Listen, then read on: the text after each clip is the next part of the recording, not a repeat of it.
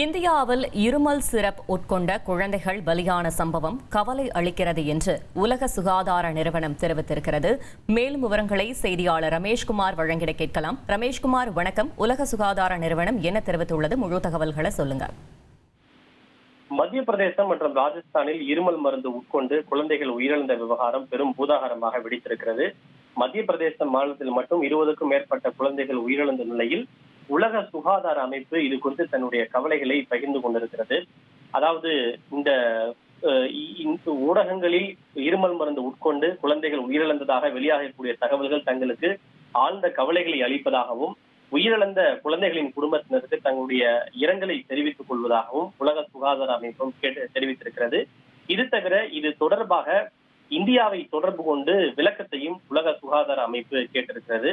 குறிப்பாக அக்டோபர் 1ஆம் தேதி அன்றே மத்திய மருந்து மற்றும் தர நிர்ணய ஆணையத்தை தொடர்பு கொண்டு இது தொடர்பான முழுமையான விவரங்களை தாங்கள் கேட்டு பெற்றிருப்பதாகவும் இந்த சர்ச்சைக்குள்ளான இருமல் மருந்துகள் வேறு ஏதேனும் வெளிநாடுகளுக்கு ஏற்றுமதி செய்யப்பட்டுள்ளதா என்கிற விவரங்களையும் தாங்கள் கேட்டிருப்பதாக உலக சுகாதார அமைப்பு தெரிவித்திருக்கிறது.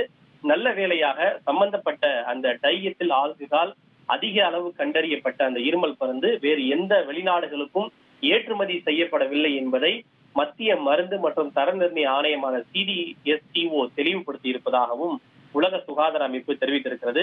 நிலைமையை தாங்கள் மிக உன்னிப்பாக கவனித்து வருவதாகவும் அதே போல இது தொடர்பாக இந்தியாவிற்கு தேவையான உதவிகளை வழங்கவும் தாங்கள் தயாராக இருப்பதாகவும் உலக சுகாதார அமைப்பு தெரிவித்திருக்கிறது.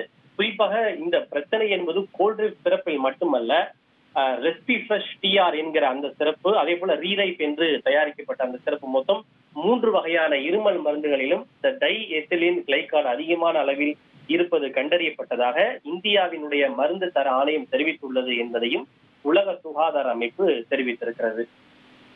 தகவல்களுக்கு நன்றி ரமேஷ்குமார். உங்கள் தந்திவன் தொலைக்காட்சியில் தெனாலிராமன் தினமும் மாலை 6 மணிக்கு காணத் தவறாதீர்கள்.